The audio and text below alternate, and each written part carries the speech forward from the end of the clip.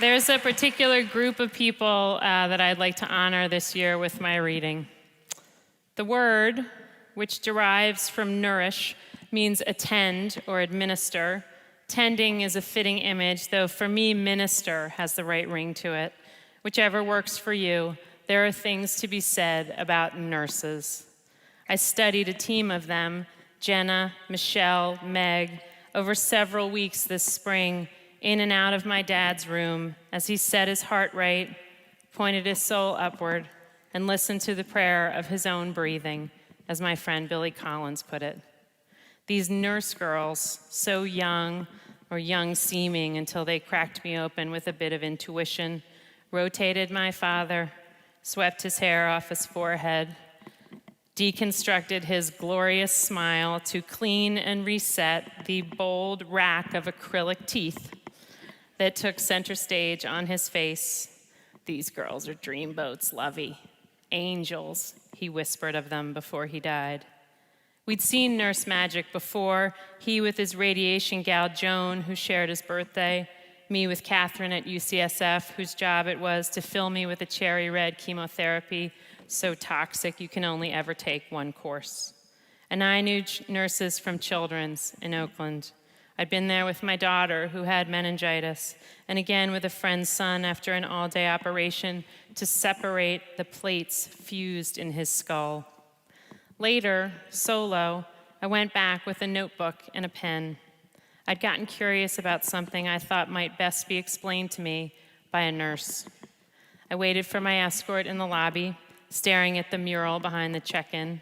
It's a landscape photograph that obeyed the rule of thirds, a principle of composition I'd learned in a one-night seminar at my local lab. The bottom is the city of Oakland, the middle is clouds, and the top third is blue sky. Whoever was in charge of lobby decorations had glued a small wire and mesh butterfly to the image, high above the clouds, making me wonder if a creature so fragile could possibly survive at that altitude. I met Sandy first, who'd worked the desk for 47 years and could somehow call everyone darlin' or sweetheart without being remotely irritating. Then we ran into Sister Bernice, who'd sat with her arm around me years back while my daughter had a spinal tap, and who still had the same sympathetic eyes and the same hairdo, because God loves a bowl cut. She introduced me to Betty, whose job it was to help parents bond with their newborns despite the circumstances. Skin-to-skin contact, she said, changes everything. Something I'd recently explained in a wholly different context to my 13-year-old daughter.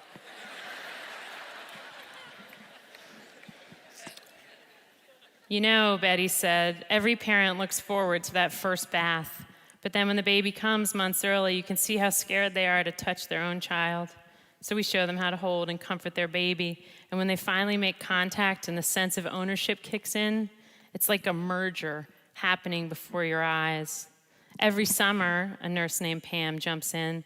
We have a preemies reunion picnic. Apparently dozens of kids, some of whom weighed less than 2 pounds at birth, come back to celebrate their hardiness. Pam shows me a photo. She's shaded under the arm of a lanky boy with pimples, size 11 shoes, she brags.